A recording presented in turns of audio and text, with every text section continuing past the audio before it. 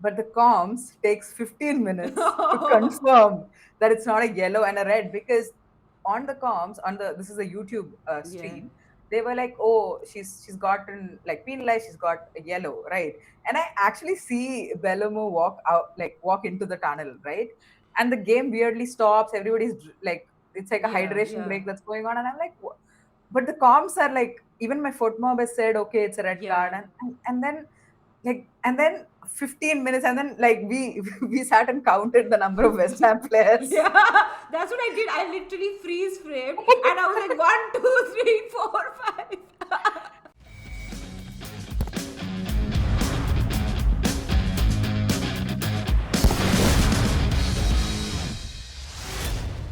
Hello, everyone. You're watching All About the W, your weekly deep dive into the WSL stats, stories, and standout performances. Let us break it all down.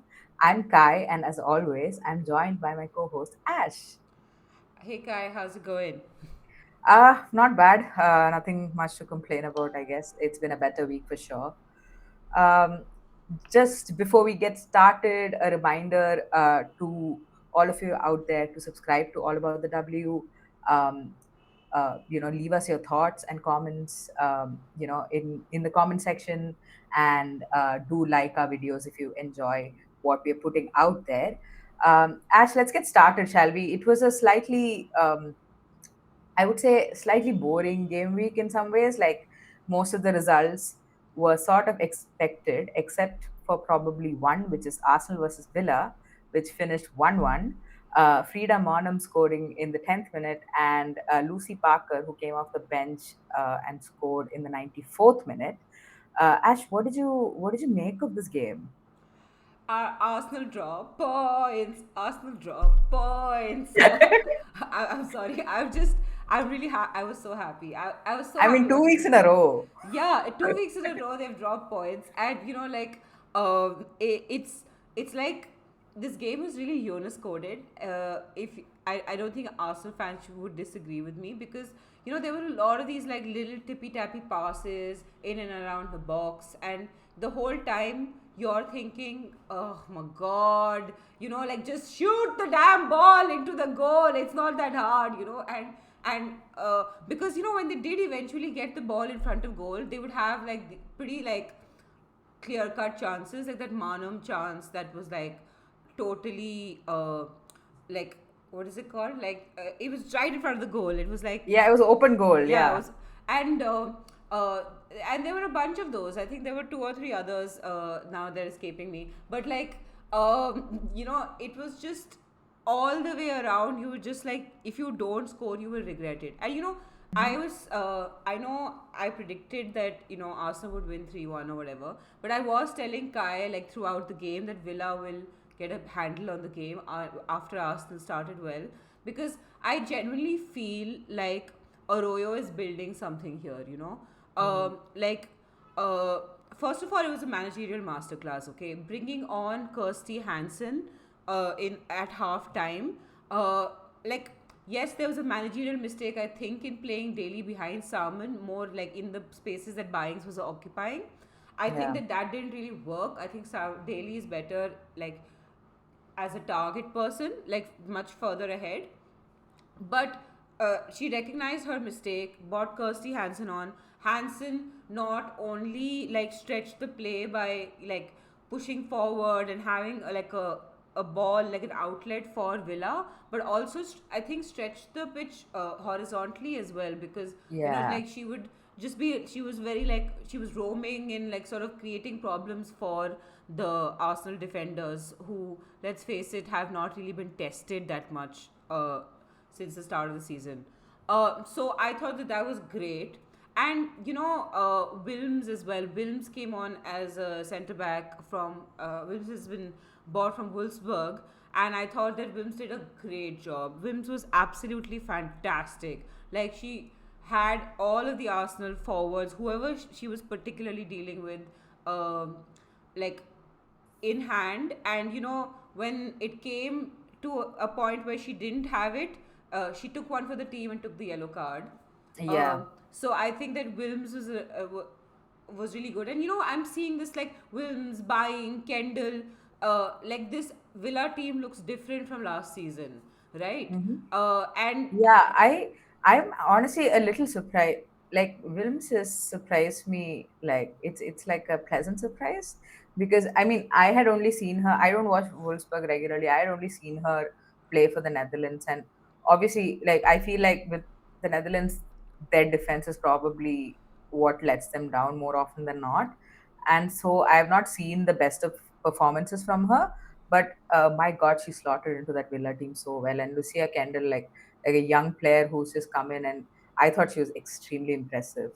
But Ash, I want to ask you about Rene Slegers' in-game management.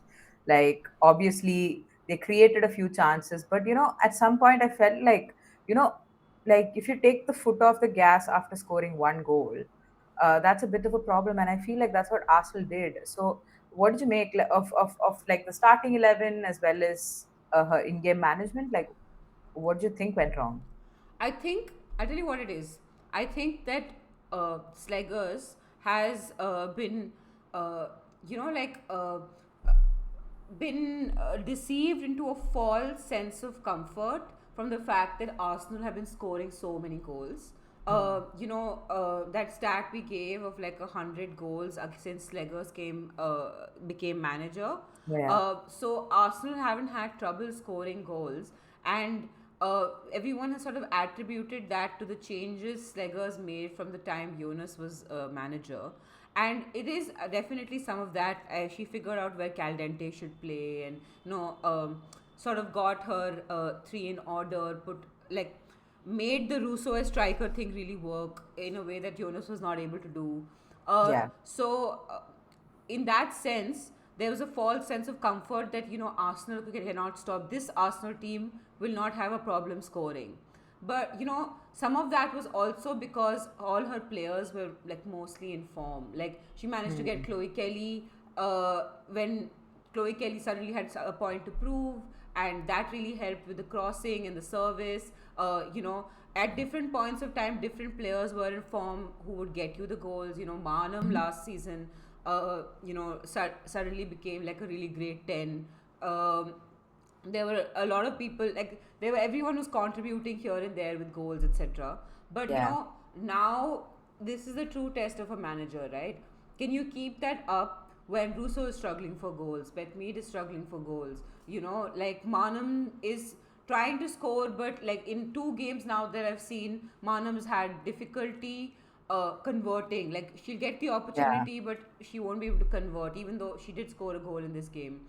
Uh, so and she is on my fantasy team because I imagined that she's going to score. But Hmm. so I think that it's a little bit of that. So Dennis Lakers does need to change things up, and this is what my in-game management problem was with Slegers, which was that you need a goal.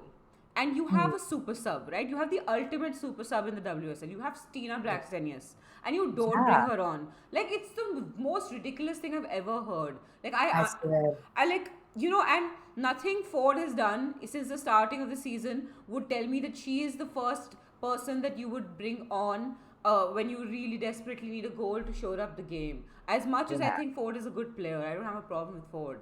But like that, your first substitution is your substitution of intent. It can't be like for like, you know. Hmm. Yeah, I was really surprised by Blackstenius not coming on, particularly because in the second half, like you said, you had players like Hansen who was just like absolutely tearing it up there. And what you need is somebody like Stina Blackstenius who's pacey, who makes those runs in behind, like to pin Villa back a little bit. Yeah. Because let's be real, Villa were open because they were going for goal. So like for me, not seeing Blackstenius and also like not seeing Ruben Moy sooner, because I remember like it was around minute 82, and I think I mentioned this in the live as well when we were doing the Liverpool United game. Like, around like minute 81, 82, like Villa had this big chance. And in that moment, I was like, you know what? Like, s- she needs to bring out like a defensive substitution, somebody who can manage the game either in the midfield or in defense, just add a third center back or something, change shape. But none of that happened, and Bubenmoy comes on at like 90 minutes. That's just too late. That's because they had no control over the game whatsoever, is what I felt in the second half, especially from like minute 60 onwards.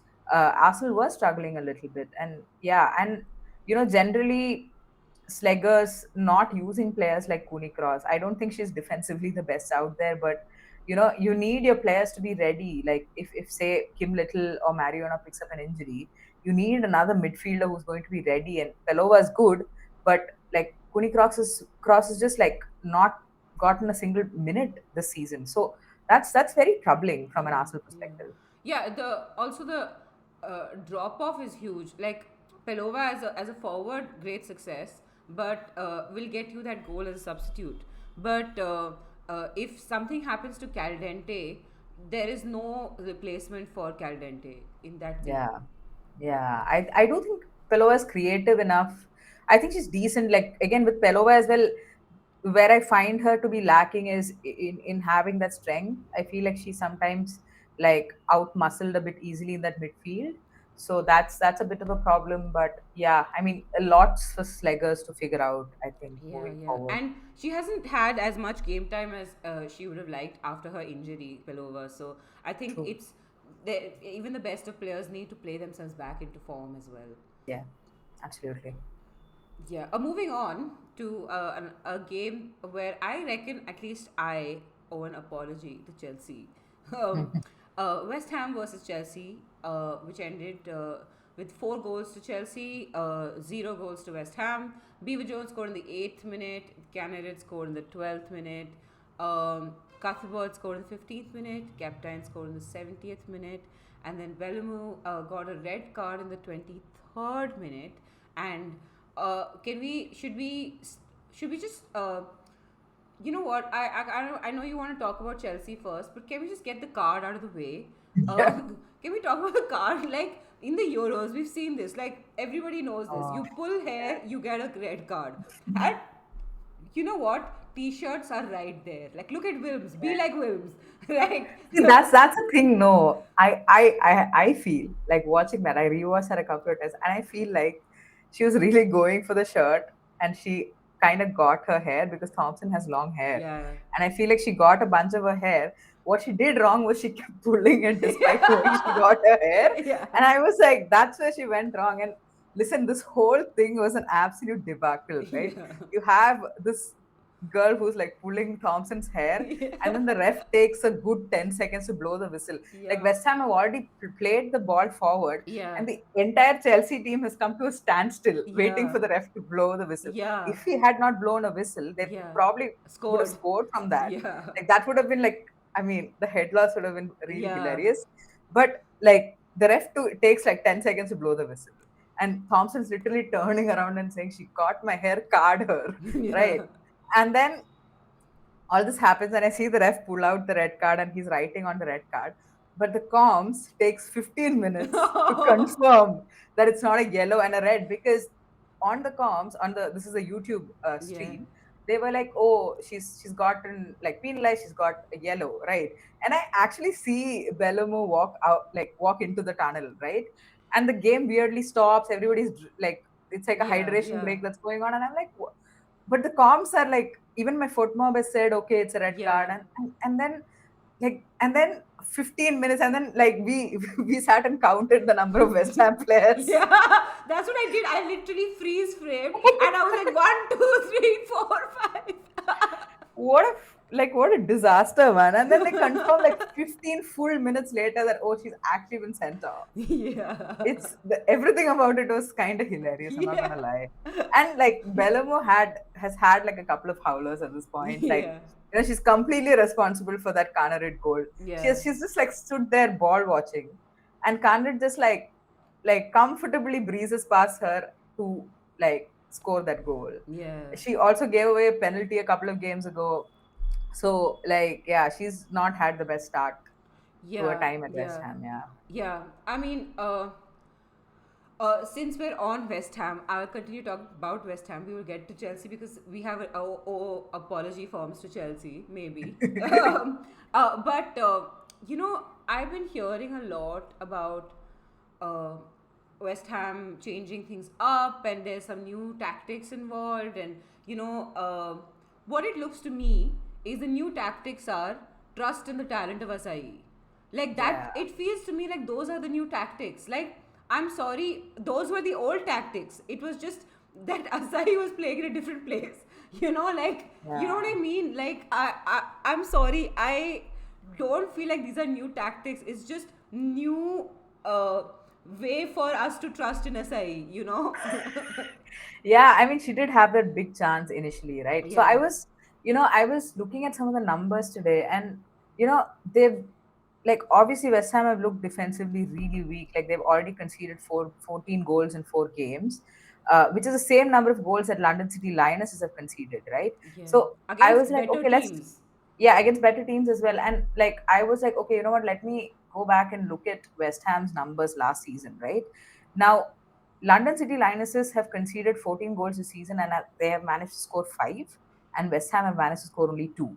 Now, if you look at last season, West Ham conceded 41 goals, which is the third highest in the league, right, in terms of the number of goals conceded, and they scored 36 goals, which was the highest outside of the top four. So that tells us that there was like a Shakira Martinez purple patch and Vivian Asai probably, being at her best. She probably had one of the best seasons she's had in a West Ham shirt.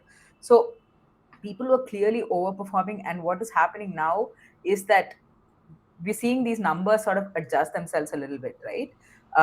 And so what that tells me is that they really need to figure out their defense, because, like, I mean, conceding 14 goals in 4 games is, I mean, sure, they played Chelsea and Arsenal, but that's still not a good look at all. Yeah, and they're a seasoned WSL team. Like, you can still say LCL, they're a new team, they have a new 11, they're just coming into the league. There's a leeway you can give LCL that I do not reckon that you can give West Ham.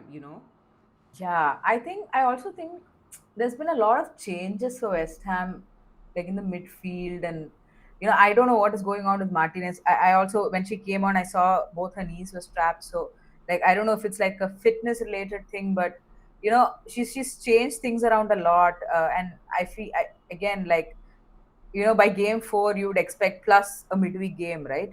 You'd expect Rian Skinner to have figured out her best 11 and her best formation. I don't think she has. So it's definitely looking a bit worrying, but I mean, it's still a long season.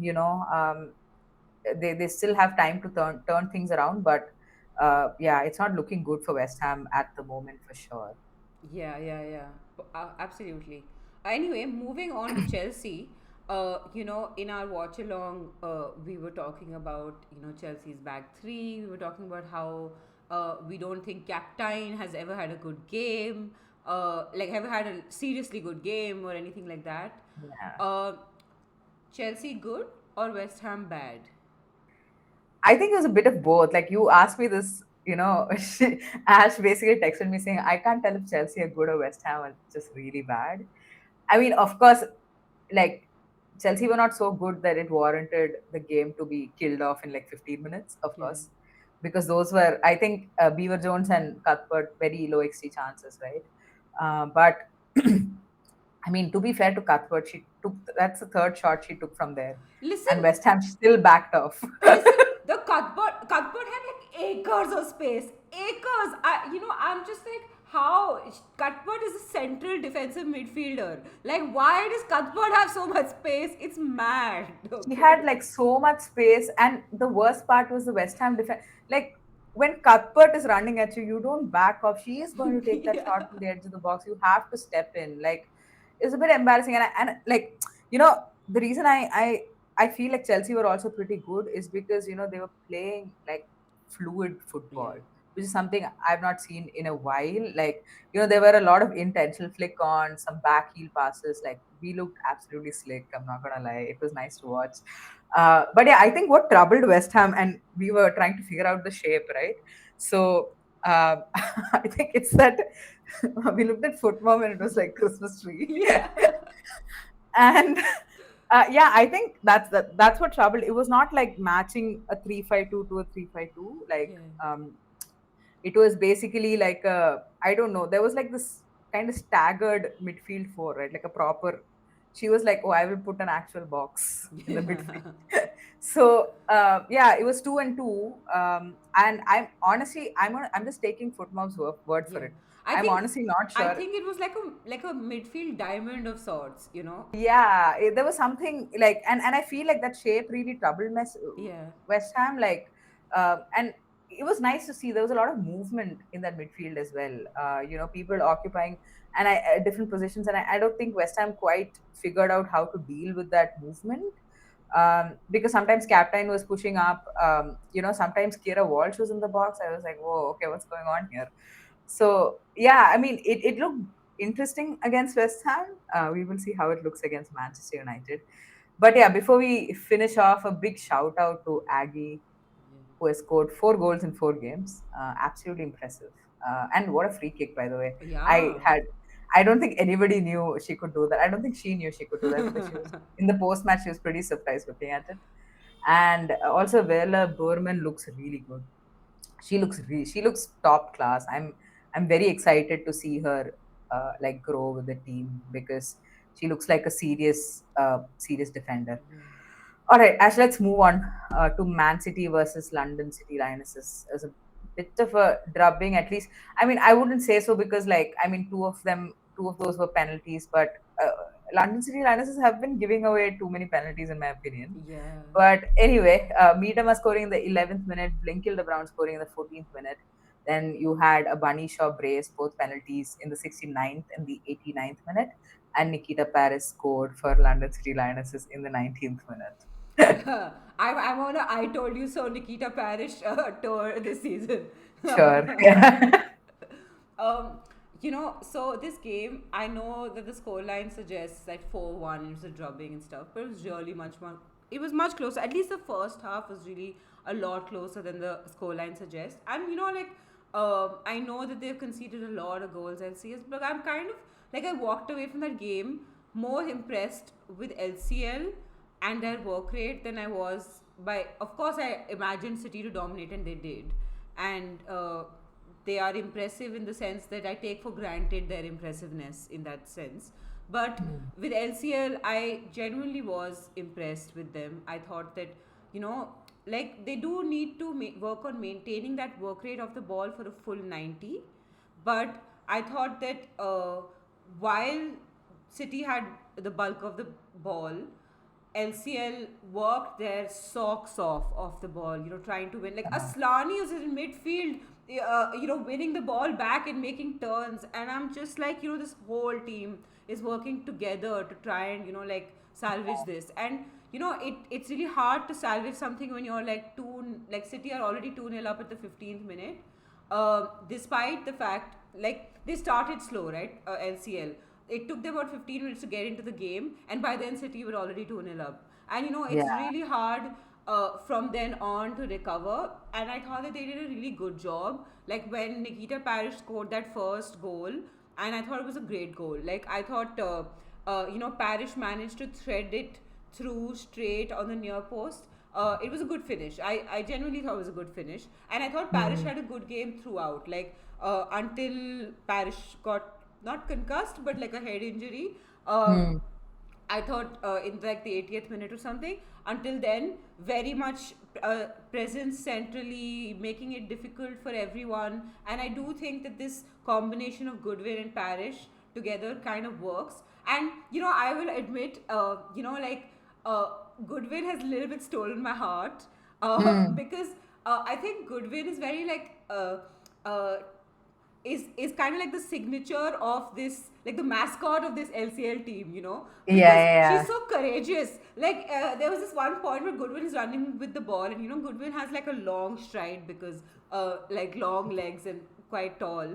And so Goodwin's running with the ball almost at the halfway line, maybe just a few yards after the halfway line, and she sees Yamashita out from the goal, and like it was such a like we've seen how goal like goals from there, but it was such Yeah, a yeah. cheeky, like courageous shot to take when you know that City are not going to give you a lot of opportunities. Yeah, yeah, uh, yeah. and like it almost went in, like credit to her, it almost went in. I was like, it takes guts when you're through on goal to take that shot from a halfway line. Yeah, yeah, yeah. And you know, like, that to me is symbolic of the LCL team in general, which it gives me a lot of joy to watch them. In the same way last season Brighton gave me joy, and I do believe Hmm. Brighton versus LCL is going to be a fun game. Oh, uh, yeah. yeah, but anyway, coming to their defenders who we've been critical of, you are I thought Sangare actually did a great job in this game Yeah. containing Bunny Shaw all game, because Bunny Shaw is looking slowly looking like Bunny Shaw's final goal scoring ball is not coming off yet, but link up Hmm. play, physical presence, making the jobs of the defenders difficult, all of that Bunny Shaw is finally doing again.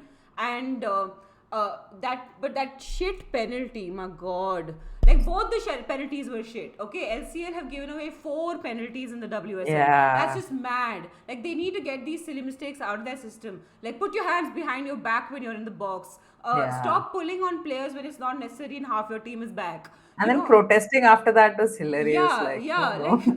my god. And you know, if they do cut these mistakes out, which I think is also a thing of not trusting your teammates, not having it all organized yet because people panic.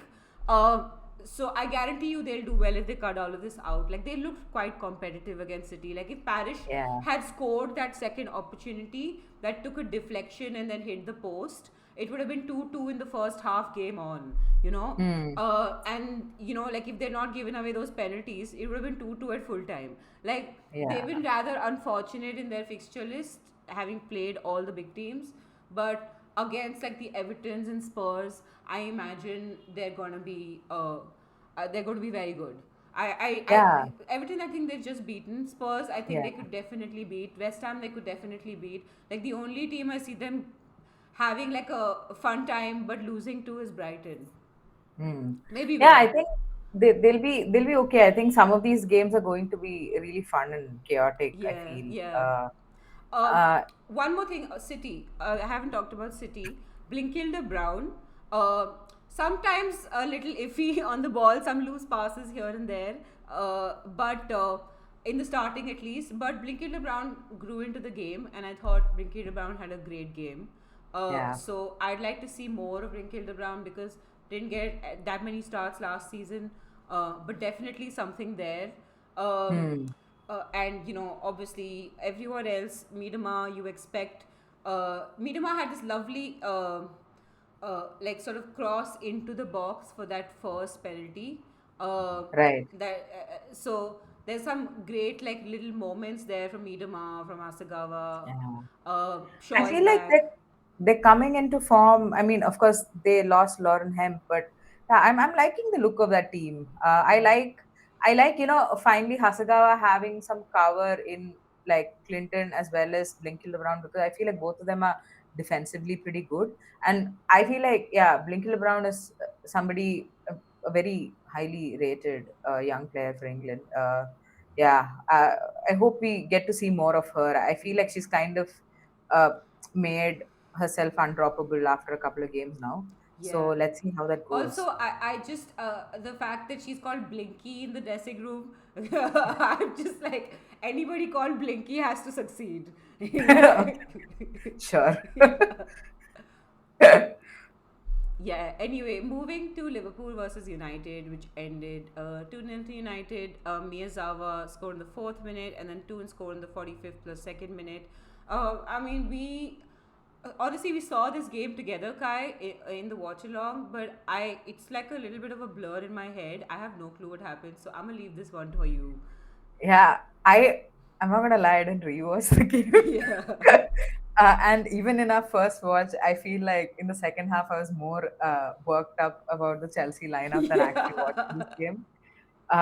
But I will dig deep into my memory. No, for me, I feel like I was really glad to see Riviere back, and a little trouble to see Sandberg go out with injury. But I think it was a concussion. I'm not really sure. But Rolfo came in, and she's played left back for quite some time. She played there for Barcelona, so she's pretty, like, she's familiar with the position. She'll do a job. But overall, I thought United looked really good. They looked controlled, and I feel like United are finally at that place where they have top quality players in all positions. Like I see how they've built up since like 2 seasons ago to last season to now.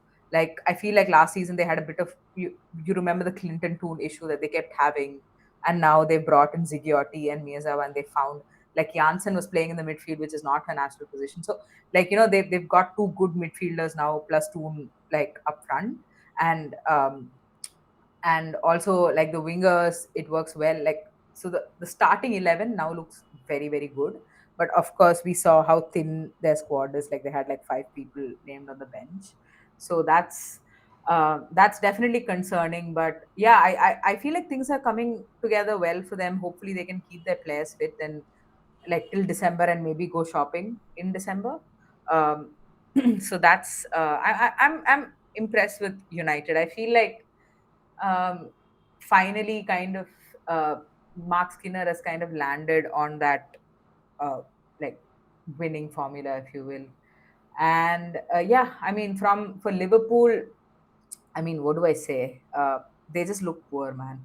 Like another, like they're just a team that's just not creating enough, and they just don't have the finishers. You know, like what I remember about Liverpool is how like they at least in the last couple of seasons they're not a team that conceded a whole bunch of goals. They were always defensively organized, and now what I'm seeing is the fact that they are actually no longer that. Like their box defending is very very questionable. Like that Toon goal, like nobody knew where they were supposed to be. It was chaos. And yeah, I mean, but to United's credit, I also feel like that was a well worked goal. But for Liverpool, I do think it's a big concern because Sophie Roman Haug is going in and out, and she's okay. She's not an exceptional finisher, and we've also seen how Mia Enderby plays. Like she came off the bench but had like no impact whatsoever. Like she's played like 34 WSL games and she's still not like scored a goal. And that is really shocking for a forward.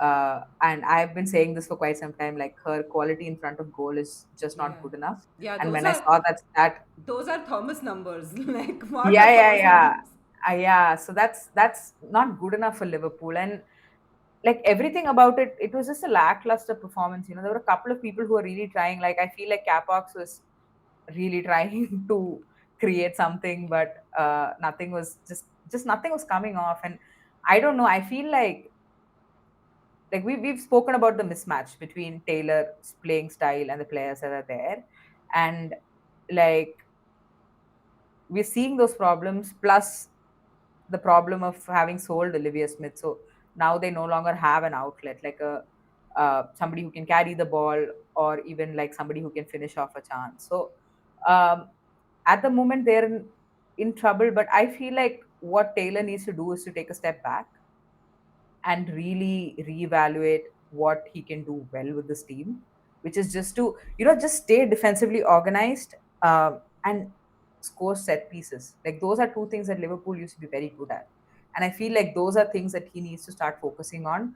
Just shoring up that defense, like figuring out midfield, like the movement in the midfield is a bit stale. Like moving the ball, like there are a lot of loose passes in the midfield, so like you just can't progress the ball.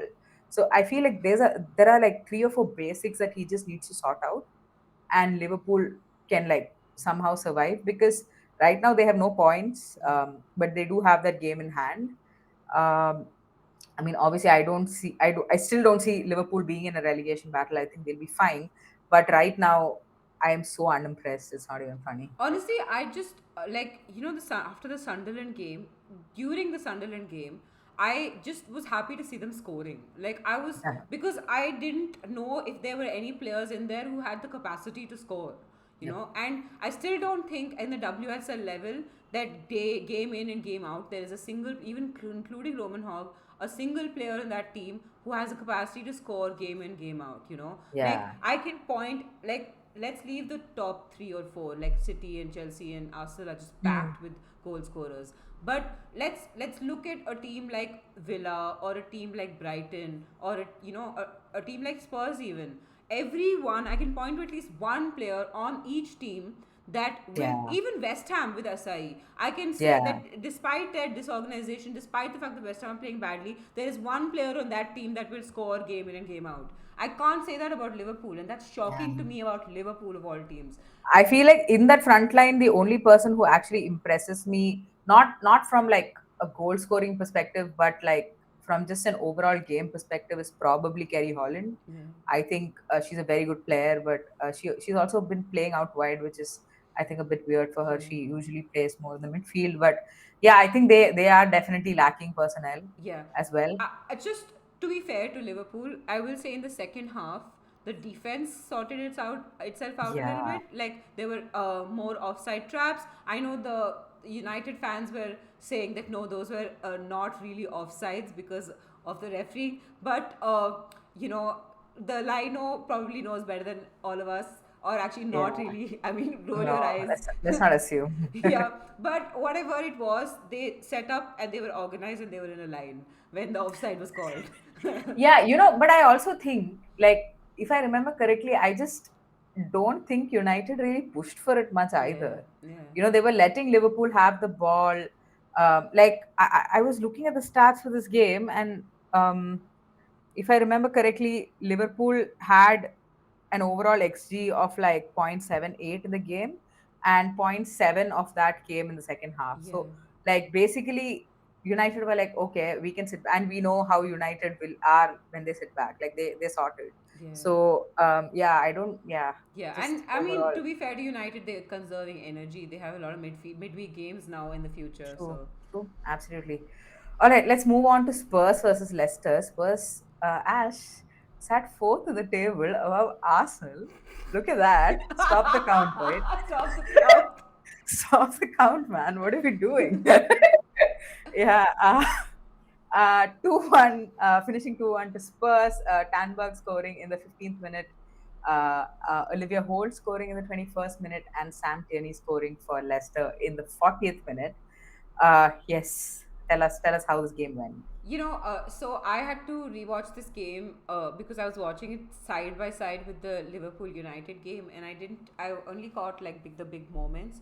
But Mhm. I have to say, just I think what Spurs were lacking last season, because is organization. Like, yes, did I was I screaming that no transfers have happened? We're putting our fate in 19-year-old Koga. And like me, this channel, I've been screaming about transfers for the last like I don't Yeah. know gazillion weeks. But Hmm. like it's just nice to see that the existing players have been organized into a system that suits them. Yeah. Like I think Samanan, for example, looks like a completely different player in this system. I mean, not that Samanan was playing badly under Rob. I thought Samanan was our best midfielder then also. But I just feel like this style that Ho has them playing suits her better. Um and like the long balls, etc. I mean, Samanan's pretty like precise and Yeah. very good at distribution, but also very good off the ball. Actually a really underrated CDM. I think one of Hmm. the most underrated in the league because nobody brings her up in terms of like Yeah. midfielders, but she really is one of the only like quality players that's technically gifted quality players at Spurs. You know? I really want her to stay fit because Yeah. I feel like I remember last season, every time Sumanan got injured, like Spurs' midfield kind of just went up Collapsed. in flames. Yeah. And I was like, get this girl back on the pitch, man. Yeah, What yeah, the yeah. hell? Yeah, because also because Spence and Samanan really know each other really well, and so they kind of play off each other's energies, and so whenever you have either one missing, the balance looks a little off, especially with Mhm. Samanan missing. Also because Samanan takes a lot of our free kicks and things like that as well. Yeah. So What has happened to Oros? uh, like present but Bench. Okay, huh. like Oros Okay. was a Rob sort of signing. I think I see Oros looking for a different fate Hmm. in I mean I actually rate Oros. I think that in Hmm. a different team, maybe like in a Brighton, Oros would actually do pretty well. Even in Mm. LCL, if they want her, Yeah. would do really really well. But this system, I don't see Oroth succeeding in. I could be proven wrong. I'd love Mm. to be proven wrong. Um, Yeah. but definitely, yeah, and also, but also this there was this one thing where Spurs tried to buy a penalty where someone in basically like pretended to get like hit in the face or whatever, but I'm just like Is that whatever. how she got a card? Because she's in my fantasy team, and I think I got Oh, negative yeah, points. might have gotten carded. I Okay. kind of like zoned out. I was like, whatever, Yeah. it's fine. Good try, you Right. know. Well done. Yeah. So that was that. I thought there was not much to talk about. I thought Leicester did well in the second half. I think you know. When in the starting of the season, I kept saying I'm worried about Leicester. I'm worried about Leicester. I'm actually no longer worried about Leicester. I Wow. think Leicester are against Chelsea, against Spurs. I think they've proven to be competent enough that they will not be last in this league. Yeah. Yeah. Let's see how that goes. I feel like it's very early to predict these things as well. But yeah, I mean, I feel like I think again what Leicester have going for them is the fact that they can be organized. Yeah, Like I don't. I mean, of course, I think United did score 4 goals against them, but yeah, it's not. I feel like it's not going to be easy to put like a bunch of goals past them for yeah, sure. yeah, definitely. Um, yeah, and I think Tierney had a really good game. A bunch of players at Leicester have impressed me over time. I think Mm. Van Egmond has been decent. Yeah. O'Loughlin in the midfield with a card but decent. And their back three are always organized. Cayman, Yeah. Keys, Thibaut, very well. And Leipzig, I have so much faith in Leipzig despite the United drubbing, that Leipzig Mm. is my fantasy goalkeeper. Like, Ah, okay. so, I mean, she'll definitely have a lot of shots against us, so you'll yeah. definitely get some points for that. Yeah, for sure. Okay, moving on to Brighton versus Everton, which ended 1-0. Lesser goals than I thought it would be. But Ajuman finally got a goal in the 26th minute, so glad to see that happen. Kai, as the person who watches the Brighton games, which I do not Yes, watch. the designated Brighton watcher. Yeah. Yeah, I thought this game was pretty much all Brighton. They were quite dominant. Probably should have scored like at least another goal. But yeah, I think the thing that stands out to me, like this might be a little bias from me as a Chelsea fan, but like Brighton with and without Kirby, the difference is just stark. Like it's so massive. Like the way she was absolutely running the show there, it was so much fun to watch. And it's been a while since like we've seen Kirby at her best. I think it's been even last season. I think she didn't hit the heights that she possibly could have, although she performed quite well. I feel like now she's there. I mean, what a player, man! But yeah, Kirby, and I feel like that midfield is kind of coming together. Although it's like a Kirby, Jankovic, and who else plays in the midfield? Simons, Macy Simons. Um, and I mean, although Kirby and Jankovic are very injury prone, that midfield looks good for now, Yeah. and I hope that continues to be the case. Even the link up in the attack was really nice. Seke, Kafaji, Ajimang, and also Kirby. Like all four of them, the movement was great, the link up was great, and yeah, I feel like if things kind of stay stable and if they stay injury free, I feel like this group of players are gonna score a bunch of goals. And Kafaji, I feel like is going to keep that spot on that wide left that she's playing out of.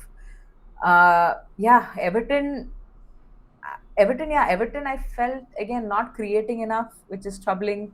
Of course, that first game kind of gave us a false sense of how good Everton are, but the reality is they had like a very low XG and scored 4 goals against Liverpool in that Merseyside derby. So, yeah, they're struggling to create. And I feel like, they really struggled in the wide areas early on. I feel like they sorted it out. I felt like Pacheco kind of like stayed back a little bit because Seke was like putting her through the paces. Like she was put under a lot of pressure on that left hand side.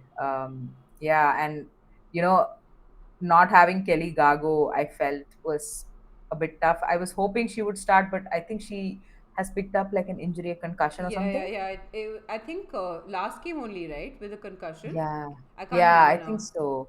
So yeah, that's a bit tough for them because like Snois is not the best in in terms of leading the line, so to speak. So I feel like Everton, um, they are struggling a little bit from like a couple of different perspectives. One is I feel like Sorensen himself is not able to find a balance. Like there were a lot of changes. Some changes were forced from the midweek game, and even from the WSL game last week. But I think his goal right now should be to figure out a midfield balance because like I personally don't know what that right combination looks like, but I feel like there's enough quality in that squad to put together a good midfield. Like you have players like Van Gogh, Hayashi, Omiki, Ruby Mace, Haley Ladd.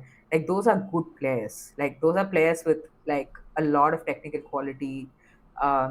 People who can actually hold on to the ball and press well. Like they have the basics, like they're on top of all of it. So like what Sorensen needs to do is to go back to the drawing board and sort of figure out what the best combination is for them. Uh, but yeah, I mean it was a poor performance from Everton. Like they did have, I guess, a couple of opportunities on the counter, but nothing really panned out. I don't think they put uh, like Brighton under any sort of pressure. Also, a big shout out to Minami. I think she's like continuing to impress. I think she's probably one of the best centre backs to watch in the league for me at least. And yeah, big shout out to Michelle Ajimang. I think first goal she must be relieved. That's a uh, you know monkey off her back. She just needs to focus on playing her game, getting minutes in leading the line. I think those are important for her growth. Yeah, and I also want to see their other news signing, Camacho. I think let's see how she also does. But yeah, overall, I think Brighton should be pretty happy. Yeah, I think they should be happy. I think it's 3 points in the bag, and they've Brighton have been on decent form lately. I mean, they thrashed, was it West Ham? They thrashed Yeah, somebody, and then then Everton. Like I think they've been quietly picking up the points to become the best of the rest for sure. yeah. Um, uh, so Okay. yeah, I think that. I mean, I think we'll do the prediction related things. Yeah, we're going to be doing a preview for the two big games happening next weekend. United versus Chelsea and City versus Arsenal. Big. I mean, I think the table might look very different by the end of this weekend. But for now, Chelsea sit at the top of the table, followed by United, Man City, and Spurs. God, Spurs, Spurs. despite um, conceding so many against Man City, stand with the same number of points as Man City. No, it's I think very deceptive because, like, we have had the opposite experience from LCL in the sense that the fixtures have been very kind to us. very kind to you. Yeah, yeah, and of course, Liverpool and West Ham sit at the bottom of the table with no points yet. Of course, Liverpool have that game in hand. But yeah, let us know in the comments what you thought about this game week. What your thoughts are on Arsenal's performance, especially. I feel like there's been a lot of chatter going on. I personally don't make much of it. I think it was just one of those days. I think Arsenal are still going to do just fine. But do let us know. Um, and that brings us to the end of this episode. If you enjoyed this review, please hit the like button and subscribe to All About the W for more WSL content every week. Thanks for watching, and we will see you in the next one. Bye bye.